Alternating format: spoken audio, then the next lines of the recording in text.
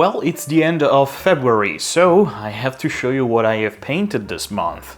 Hello my dear friends, I am Cory and welcome to the Cory Monthly Painting Journey, a unscripted series of video in which I, Cory, month by month, show you what I have painted, just to keep track of what I'm doing and maybe share some opinion, advices and thought on the things that I have painted.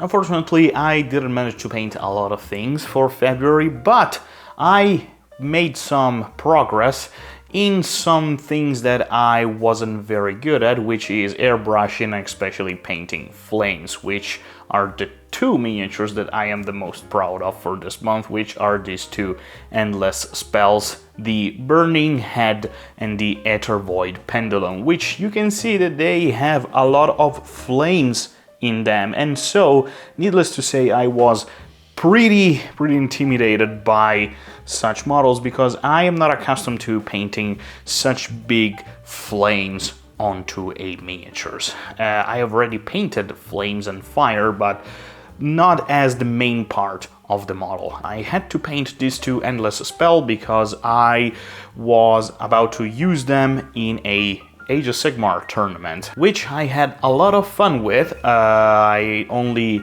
learned about the fact that I could only use one endless spell per army. I thought that I could use more than one as long as I paid the point cost, but it didn't work like that. I didn't know that, but who cares? I just used the Aether Void Pendulum with a crazy list of 2 Mega Gargant, a Kraken Eater with a glowing lantern that could cast endless spell. And it was a lot of fun. And I was very happy to have painted these two models in a way that I think it's absolutely great. Of course, I didn't do it all by myself. I asked for a little bit of a help because I didn't really know how to airbrush flames. I didn't want to use a brush because I know that the result wouldn't be very good.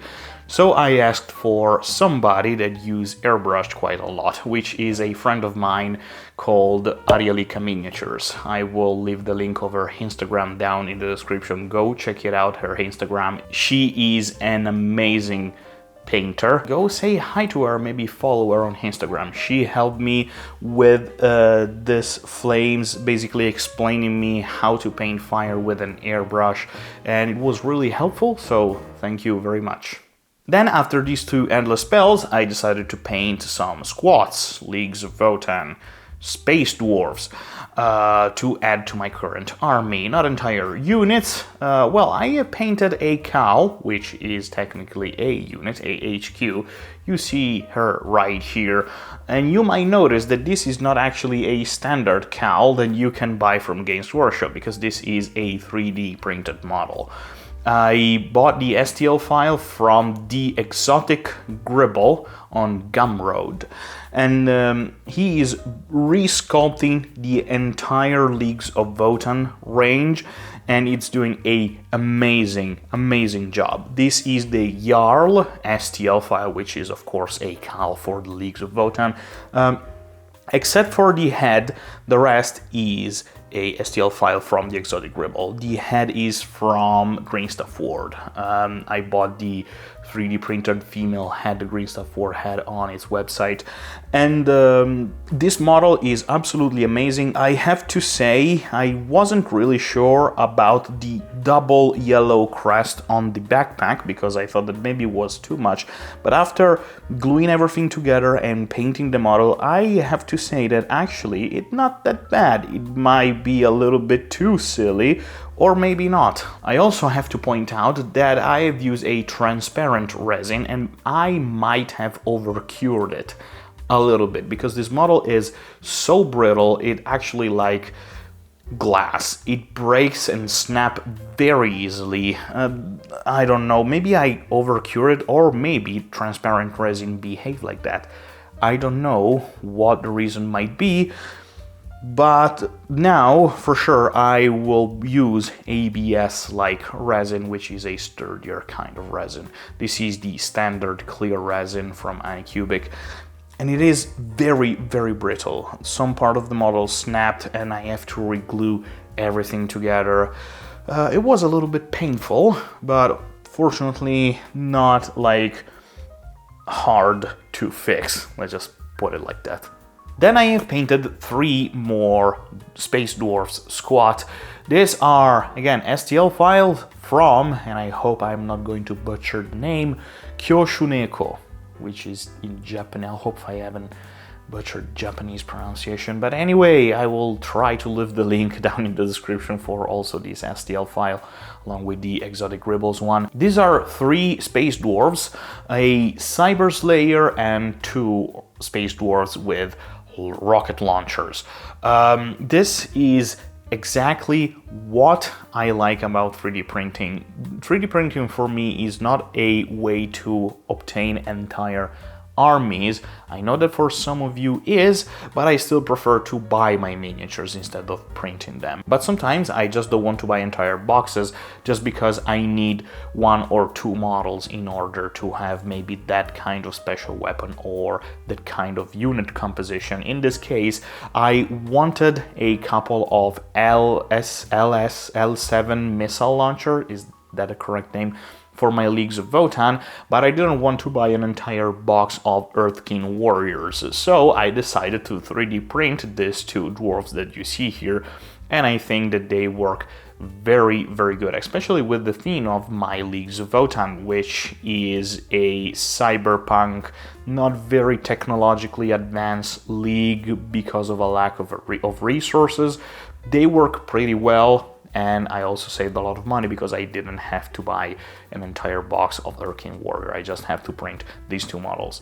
And the Cyber Slayers is there because I think it is a cool miniatures. And especially because this model have a giant beard, which is something that unfortunately the Leagues of Votann don't have. Strangely enough, they are Space Dwarf, but they don't have a lot of beards, which is a very, very peculiar characteristic of dwarves. And dwarves is space should also have that. I don't know, this is, in my opinion, a little bit of a fuck up by Games Workshop. Maybe we're going to see more beards in the future for the Votanns, who knows? But until then, I have to print my beards for my dwarf, my bearded space dwarves. Dwarves. And then the last model, which is a huge blast from the past. This is the Cardinal Dominic from Mutant Chronicle Warzone. Man, this model is a great Inquisitor for Warhammer 40k. I mean, just look at him. It looks like the Pope in space. I was overwhelmed with joy when I managed to find this model on eBay, bought it, and painted. Just look at him. I just out of words. I mean, it's so great. There's so much gold and gems and the sword and the look on his face. And I also managed to paint actually a pretty nice white robe, which I was afraid I wasn't able to do it very well, but it looks like it came out pretty nice. The only thing that I don't really like about this model is the way that I painted all of the red and green gems on it. I didn't manage to do a great job. I don't know, they look more like red and green buttons than actually gems. I might maybe repaint them in the future. I don't know, I have to think about it because it's not that they're bad, but I could do better. But I'm certain of one thing, this model is beautiful, and it is a crime against humanity, in my opinion, that this is a out-of-print model. It is such a great miniature that will work also, especially for an Inquisitor in Warhammer 40k. And if you look the base of the model, you may notice that this time is the first time that I have ever used a terrain base ready from Geek Gaming Scenic. I hope this is the correct name. I've used the Field of New Zealand terrain, and I was a little bit skeptic of the end result, but man, does it look extremely good. And also extremely fast. I just painted like a huge glob of vinyl glue onto the base, dipped the model into the Fields of New Zealand base ready terrain, and then let it dry, and this is the end result. I didn't have to paint the base, shade it, or whatever. I maybe could add some tuft here and there, but I don't think this is the case because I would just end up covering the model, which is not something that I want to do. and I just leave it like this, and it looks extremely well. Now I have 3 ways of basing my model: using texture paint, painting sand, and then apply just ready to use sand that you don't have to paint. So my dear friends, these are all the models that I have painted this month, and for the next one, I don't know. At the moment, the project that I'm about to start is the League of Votann.